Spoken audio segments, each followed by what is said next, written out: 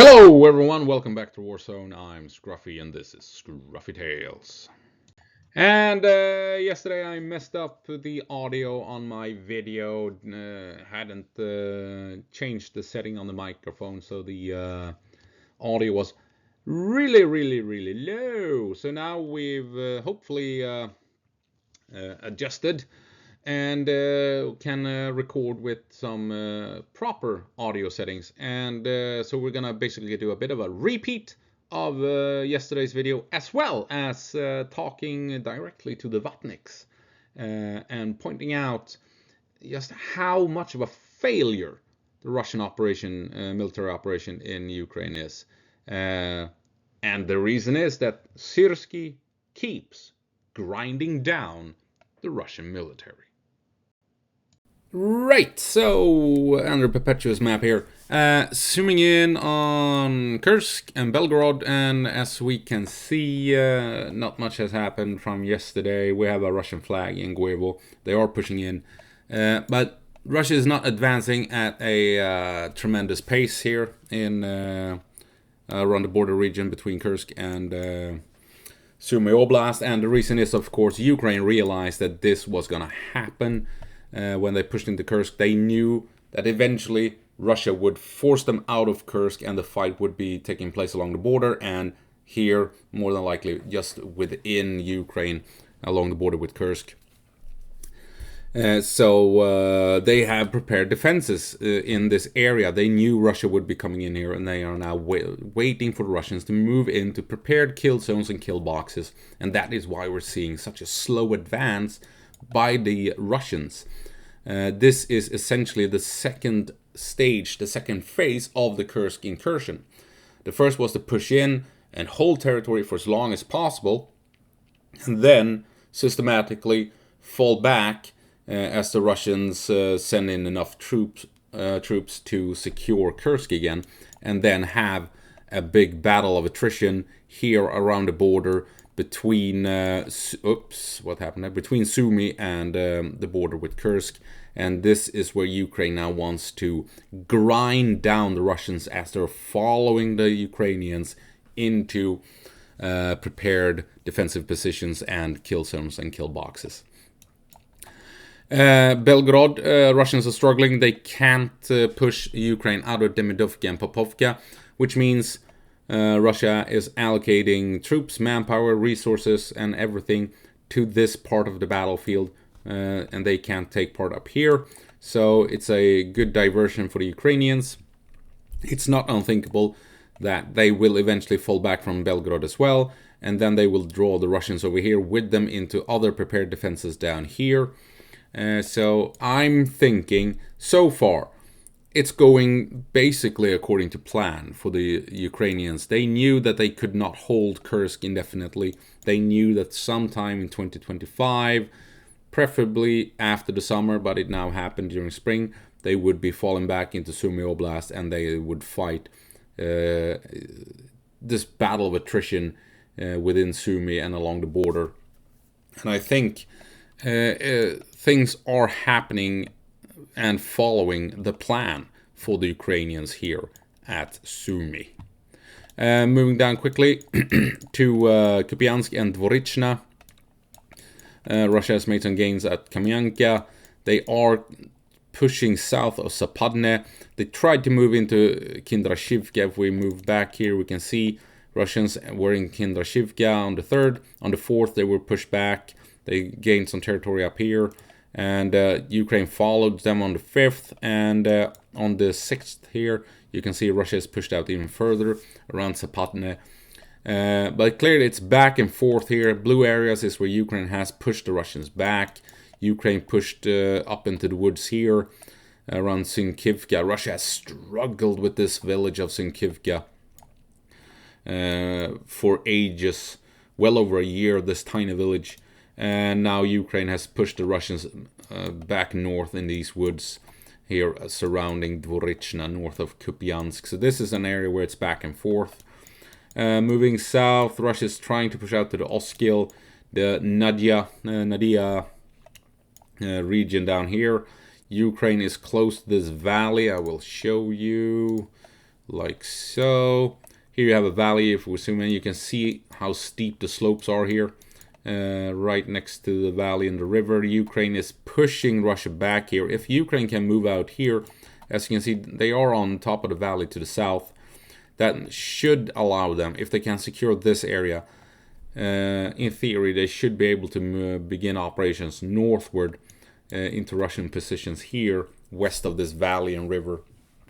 So taking Nadia and making these pushes down here, extremely crucial for Ukraine to begin operations north into this part of the battlefield, being able to engage the Russians on the high ground here between these valleys. And if they can secure the high ground here, then they should be able to move up to this valley. But theoretical, right? This war is not fast-paced. This is gonna take forever for the Ukrainians if they will have the capability to push out to the river and then follow it north. Very theoretical. At the same time, we're seeing the Russians moving down here out of Terny. There we go. Here they moved across this river and they're pushing slowly northwest. I think they may be heading for Lozove. Where are the roads leading? They're going up here, Novomir, Lyshchenkove, and then the roads continue up to Pisky Radivsky. And from here they can move up to Pidliman and the bridges here outside of Borova, as you can see. So what the Russians may be trying is, if they push out here, over here, as you can see, then you have a pocket of Ukrainians, and then the Russians only really need to blow a couple of bridges here around Borova, and the Ukrainians are essentially trapped. Again, this will not take weeks, this will take months, this Russian push. There are rumors that there will be a massive escalation in this area. We'll see if that happens eventually.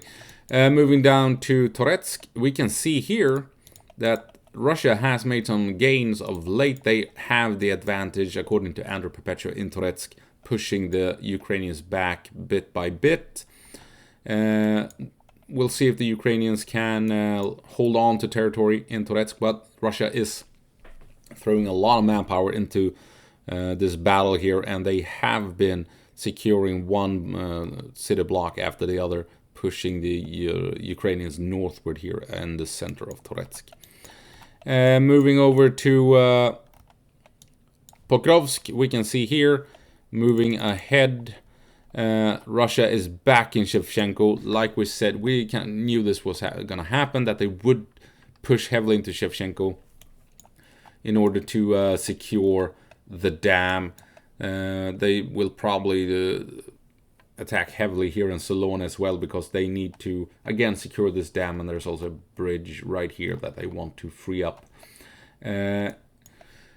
Unfortunately, they seem to be successful in Shevchenko. We knew this fight would be happening, and it looks as if Russia is pushing Ukrainians back.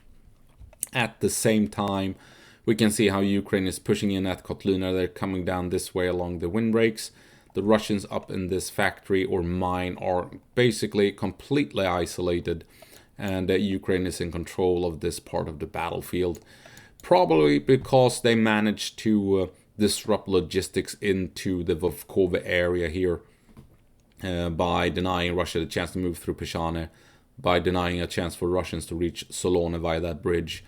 So logistics was hampered. They could only move across the dam here, and Ukraine started hammering them with drones. As a result, Ukraine has seen successes around Kotlina and are pushing the Russians back towards Vovkova. So yeah, that's the front line. Well, down here, Russia is making gains ever so slightly. And over at Zaporizhia, we can see how the Russians keep pushing. They have been pushing here for a month now. Again, another town, or village rather, called Stepove, and the Russians are struggling with it. Remember that town north of Avdiivka where a couple of Bradleys destroyed a Russian tank, or destroyed it, won the engagement at least. That was in a small town called Stepove. Here we have another Stepove, and again the Russians are on the outskirts, unable to push in. I find that fascinating, why Russia is struggling with these villages, tiny villages called Stepove. I'll show it. I mean, remember this place. Where the hell is Avdiivka? North of Avdiivka. Here you go. This is Stepove, north of Avdiivka. And this is where the Bradleys fought that tank. This tiny village, Russia did not manage to secure it. It was when Ukraine left and abandoned Avdiivka and abandoned the farmlands here surrounding the town and city. That is when Russia managed to move into Stepove. But before that, no, they did not manage to secure this tiny village called Stepove. They have, it says Stepove up here for some reason. That's wrong. Stepove is this village. So Russia, yeah, they don't like communities called Stepove. They have serious issues with those villages and towns. But yeah, now in my previous video, I mentioned that the Ukrainian strategy is a war of attrition, slowly falling back and, aiming as much firepower at the Russians as they enter into prepared kill zones and scoring a lot of casualties as a result. Now, the pro-Russians, the Vatniks, they don't like that narrative, so they wrote a couple of replies saying as much. So I will now again show you evidence that this is in case what's happening. If we move on over to where is it? Deep State. Let's see here, has Deep State updated? No, it doesn't matter. Here you have Ukraine in its entirety. Let's see here, if we move back a couple of months to, say, January of this year. That is where we are on the 1st of January. We're moving up ahead to, let's see here, moving to the 1st of February. Oh! Right? Moving again to March. I mean, you can see how little the front line changes, right? And 1st of April, or the current date, 6th, right? It's barely moving, right? Let's move to... Sorry, wrong one. Let's move to January 1st, right? This is where we are, January 1st. So let's move to April 1st. Did anything happen? June of 2024. Oh, no. I mean, you can see that nothing is actually basically happening. And 1st of November. Okay, now you had some movement here. Absolutely. But I mean, no. I mean, the movement on the front line, they're so small that it's embarrassing. And it clearly shows us that Ukraine is in control of what they're doing. It is a controlled fighting withdrawal, where they are inflicting as much casualties on the Russians as possible as they're falling back. I mean, for instance, I'm going to highlight this again. During World War II, the Germans were in Poland, and they pushed from Poland all the way to Moscow in 6 months. The Russians, when they had pushed the Germans back, they were here in Belarus, and then in 6 months they were at Berlin, right? So with proper maneuver warfare, you can push quite a ways, and you can take a whole lot of prisoners of war if you conduct proper maneuver warfare. This is not it, right? This has taken Russia more than a year to try and achieve minuscule advances, and it's taken them 16 months or something to conquer an area the size of Luxembourg between Avdiivka and Pokrovsk. That's, I mean, compare Luxembourg to Germany or Poland, or hell, to Estonia and Latvia, Lithuania. 16 months to occupy an area the size of Luxembourg. This is not a collapsing Ukrainian front line by any stretch of the imagination. They are falling back, absolutely.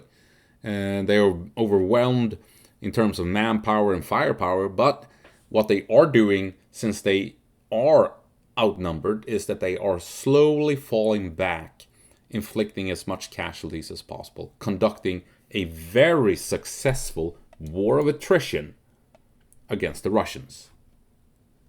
And I mean, take a look at 2024. These are the estimates, casualty figures at the beginning of 2024. And here is the casualty figures at the beginning of 2025, the end of 2024, essentially. So what did Russia do in 2024? Avdiivka to Pokrovsk, barely an area the size of Luxembourg. They also had Ukraine invading Kursk. So the front line in 2024 entered into Russia. In 2024, Russia barely managed to occupy an area the size of Luxembourg between Pokrovsk and Avdiivka, and the front line moved into Russia itself. On top of that, Russia lost nearly 400,000 people in 2024. Casualties, dead and wounded, doubling the figures from the war in 2022 to through 2023, right? That is insane. And I mean, you can see here tanks, they lost massive amounts of tanks in the same time period in 2024. They doubled the losses of armored personnel vehicles. Artillery systems, Jesus, take a look, right? I mean, you can clearly tell that 2024 was a complete disaster for the Russians. And the front line barely moved despite all of these casualties. Meaning the Ukrainian war of attrition is exceptionally effective. So much so that Russia is relying on donkeys for their logistics. And they're making assaults in Ladas and in minivans, not armored vehicles, civilian vehicles. And they're sending their troops into combat on crutches and in wheelchairs. All of this combined paints a pretty clear picture that Russia has fucked up tremendously in 2024. And that this war overall has been a complete fucking disaster for Russia. A complete disaster. There's no other way to view it, right? You can't spin this in combination with how the front line has moved in a year. There's no way to spin it as being positive for Russia, right? Russia is not a military superpower. They have nukes, absolutely. But a military superpower? I mean, you Vatniks, you are the ones that are saying that Ukraine is inferior, that Ukraine cannot match the Russians, yet the front line is not moving. And Ukraine is inflicting massive amounts of casualties on the Russians. How do you spin that into something that is pro-Russian, that it is Russia being the dominant factor in this war? But I don't know how you can. You're probably gonna do it anyway with some weird logic in the comment section. But still, how the hell do you spin this with combined with the maps as something that is actually positive for Russia? And this is a couple of days ago, 5 days ago or something, south of Pokrovsk. We moved down here. Russian assault out of Slovianka, and it got completely wrecked, destroyed like you wouldn't believe. And why is that? Because of this. This is what Russia used to attack with. Ordinary cars, Ladas, and pickups. I mean, and minivans, right?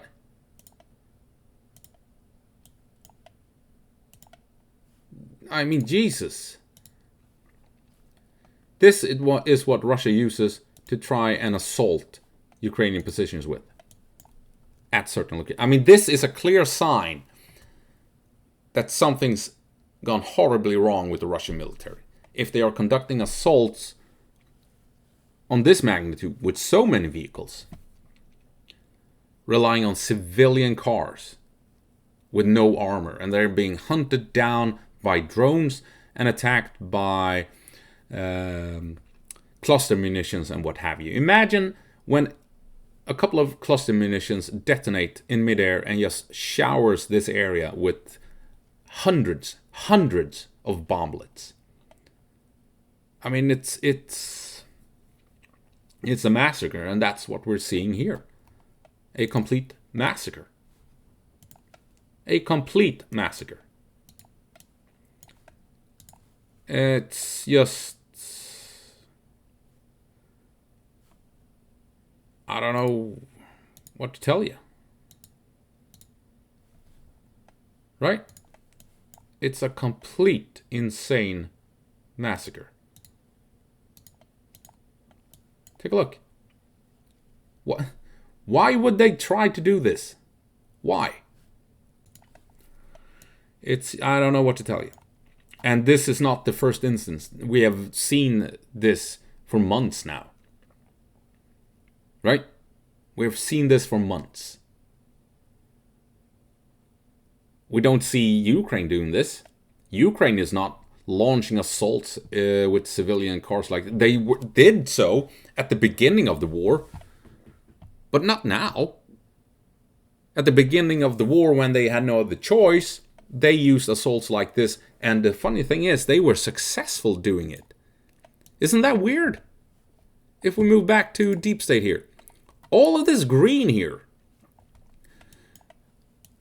liberated by the Ukrainians when they did not have all the Western equipment, and they relied on civilian cars, Mad Max style cars in some cases, to breach Russian lines, to come in behind the Russians and force the Russians to fall back.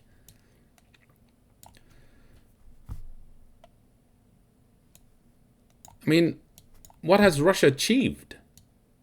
They took all of the red here when they launched the surprise attack, and Ukraine wasn't ready.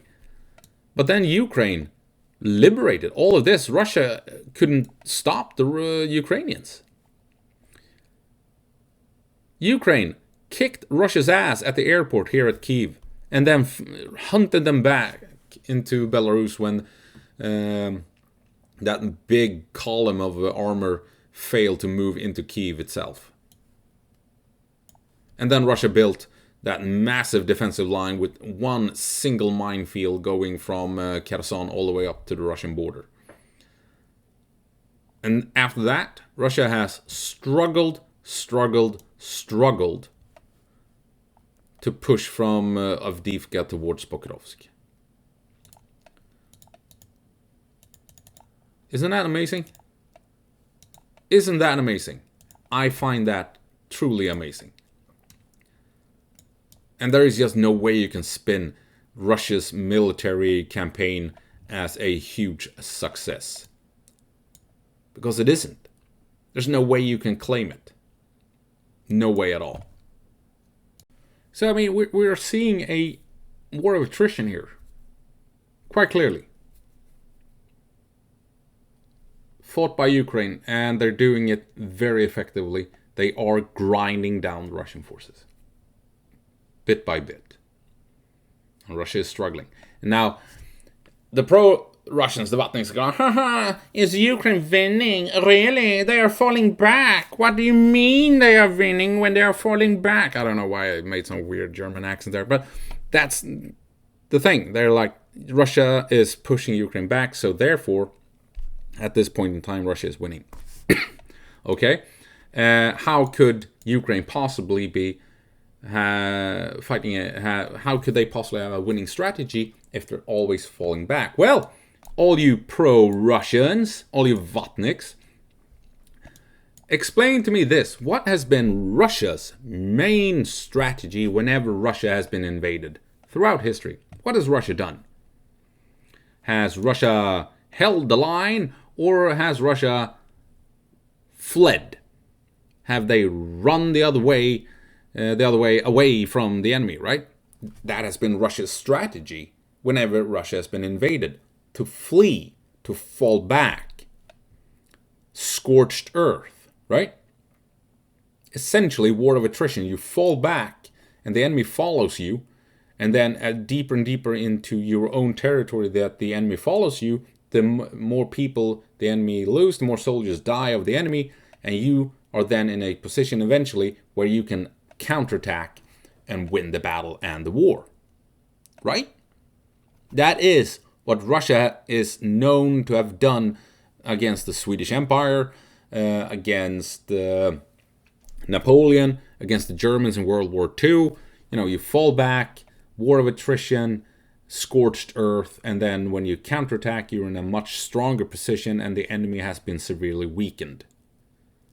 Because the Russians fell back and did not engage in all-out battle as the enemy was trying to catch up, right? So, war of attrition, fall back, slowly grind the enemy down until you reach a point where you can launch that very decisive counterattack.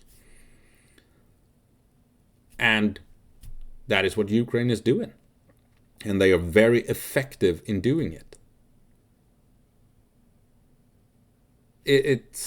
I mean, as long as Ukraine keeps getting supplies from the West, they can win this war.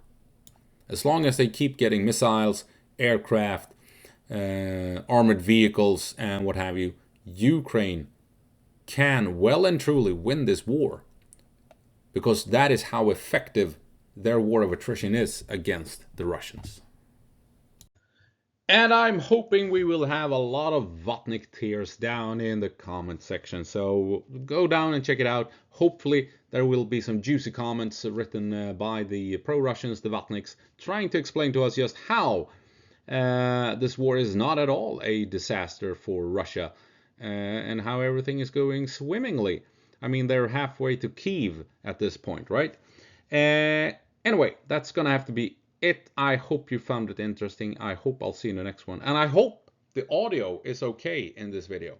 As always, go på marsch, Ukraine, and give them hell.